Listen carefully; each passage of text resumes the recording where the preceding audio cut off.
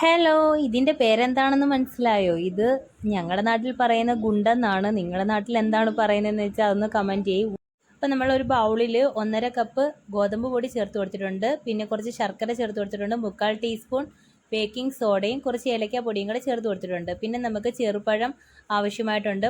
പിന്നെ ഞാൻ ഇവിടെ എടുത്തേക്കുന്ന നാടൻ പഴമാണ്, വീട്ടിൽ തന്നെ ഉണ്ടായതാണ്. അപ്പോൾ അത് നമുക്ക് മിക്സിയുടെ ജാറിലൊന്നിട്ട് അരച്ചിട്ട് അത് ഈ മാവുമായിട്ടൊന്ന് കുഴച്ചെടുക്കാം. അപ്പോൾ നല്ല രീതിയിൽ ഇപ്പം ഇങ്ങനെ ഒരു പരുവത്തിലാണ് ഇത് കുഴച്ചെടുക്കേണ്ടത്. ഏത് പഴം വേണമെങ്കിലും എടുക്കാവുന്നതാണ്. റോബസ്റ്റയോ പാളയംകോടൻ പഴമോ ഏതായാലും മതി. അപ്പോൾ 5 പഴമാണ് ഞാൻ ചേർത്ത് കൊടുത്തേക്കുന്നത് 1.5 കപ്പ് മാവിന്. അപ്പോൾ അത് ചെറിയ ചെറിയ ബോൾസാക്കി ഉരുട്ടിയെടുക്കാം. നമുക്ക് വെള്ളം കുറവാണെങ്കിൽ കുറച്ച് വെള്ളവും കൂടെ ചേർത്തിട്ട് ഇതൊന്ന് കുഴച്ചെടുക്കാവുന്നതാണ്. എന്നിട്ട് വെളിച്ചെണ്ണയിൽ ഒന്ന് വറുത്തെടുക്കാം. അപ്പോൾ നല്ല അടിപൊളിയായിട്ടുള്ള ഞങ്ങളുടെ നാട്ടിലൊക്കെ പറയുന്ന ഗുണ്ട് റെഡി ആയിട്ടുണ്ട്. അപ്പോൾ നിങ്ങളുടെ നാട്ടിൽ എന്താണെന്ന് പറയുന്നത് കമൻറ്റ് ചെയ്യ്. വീഡിയോ ഇഷ്ടപ്പെട്ടുള്ള ഒന്ന് ലൈക്ക് ചെയ്യുക, സബ്സ്ക്രൈബ് ചെയ്യുക. Tata bye.